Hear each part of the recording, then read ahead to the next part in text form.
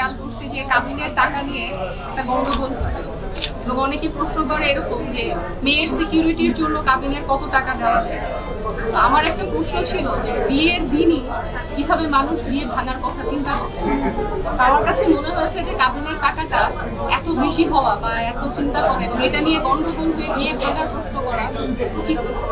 তো সেই ইচ্ছা থেকে আমি আমার শ্বশুর বাড়িতে আমি প্রস্তাব করেছিলাম আমাকে যেন 1 টাকা কাবিনে তারা উঠায় নেয়। কিচ্ছু চাইনি আমি আজীবন ভালোবাসা ছাড়া, আমিও তাদেরই দলে বারবার মরে যায় যারা। নানা কিচ্ছু চাইনি আমি আজীবন ভালোবাসা ছাড়া, আমিও তাদেরই দলে।